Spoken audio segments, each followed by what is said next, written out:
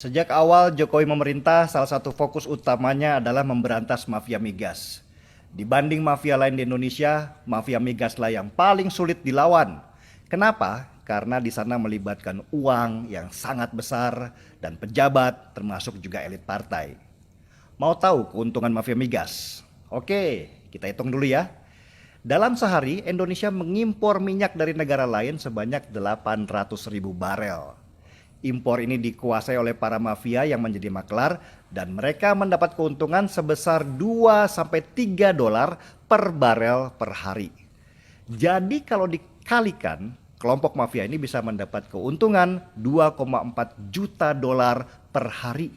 Atau kalau dirupiahkan dengan asumsi 1 dolar sama dengan 14.000 rupiah, maka si mafia mendapat untung tanpa harus kerja keras sebesar 33,6 miliar rupiah per hari, saudara-saudara.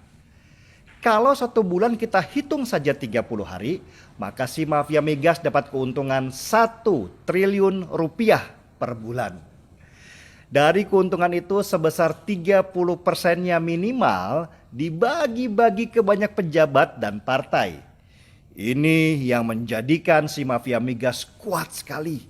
Siapapun yang mau menghancurkan mereka akan dihancurkan dulu dengan lobi-lobi politik. Jadi paham kan kenapa mereka pengen sekali Jokowi tidak jadi presiden?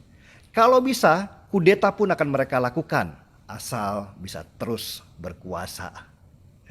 Jokowi sudah menugaskan banyak orang untuk memberantas mafia migas itu.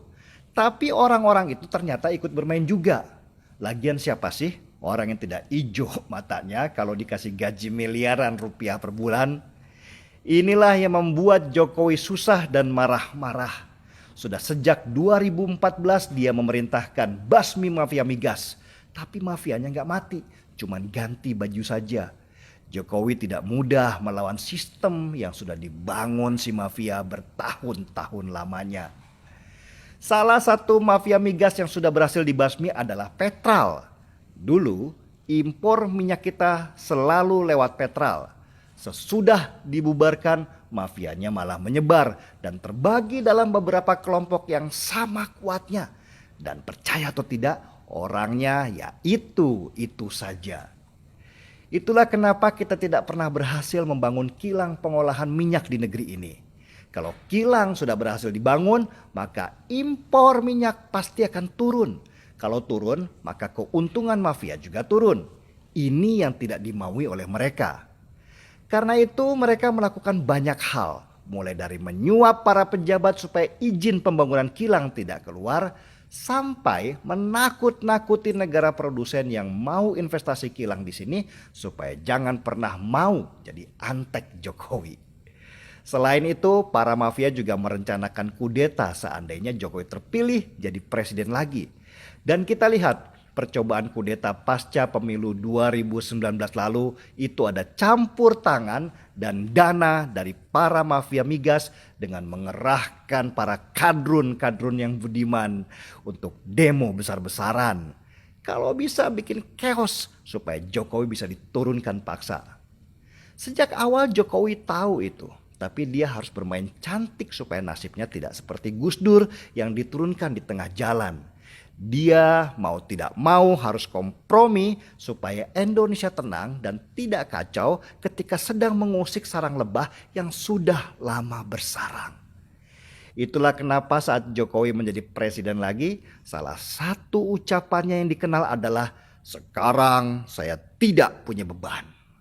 Yang disebut tidak punya beban adalah dia akan mengerahkan semua kekuatan untuk menghancurkan para mafia migas itu yang selama ini dilindungi banyak elit partai yang mendapat bagian.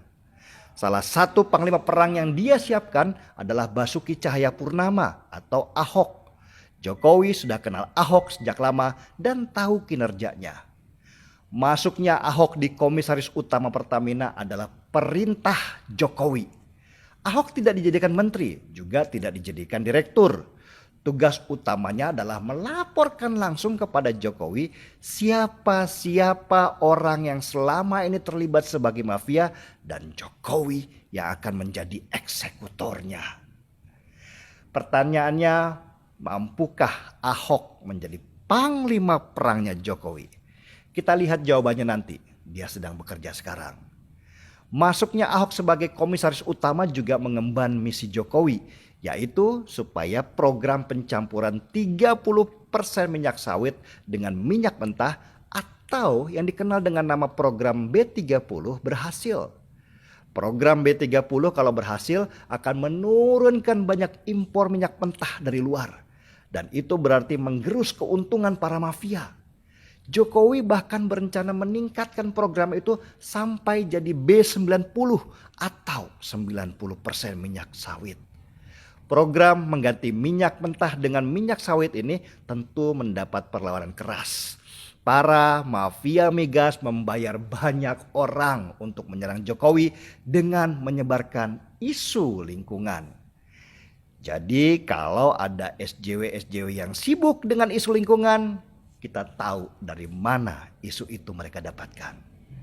Bukan hanya lawan di dalam negeri, Jokowi juga menghadapi lawan dari luar untuk program B30 ini. Terutama Uni Eropa yang melarang penggunaan minyak sawit di negaranya. Apa kata Jokowi waktu menghadapi situasi itu? Kita lawan mereka, katanya tegas. Jokowi memang tidak main-main dalam melawan mafia migas.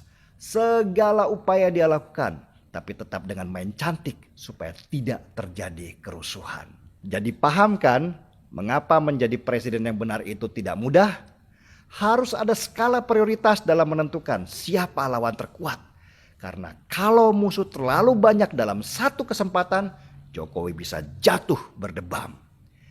Jokowi berpacu dengan waktu karena ada indikasi kalau para mafia migas mundur sejenak untuk mengatur kekuatan. Dan kekuatan mereka nanti ada di Pilpres 2024. Mereka sedang mengatur siapa calon presiden berikutnya yang akan merusak semua pekerjaan Jokowi sekarang dan menjadikan mereka berkuasa lagi. Saya tahu siapa calon presiden yang sedang dipersiapkan. Anda juga pasti tahu, yaitu dia yang sedang mempersiapkan narasi pribumi dan seiman. Markibong, mari kita bongkar semuanya. Kebetulan saya sedang di Selandia Baru, di Christchurch. Saya tidak punya kopi untuk diseruput, terpaksa seruput sirup dulu.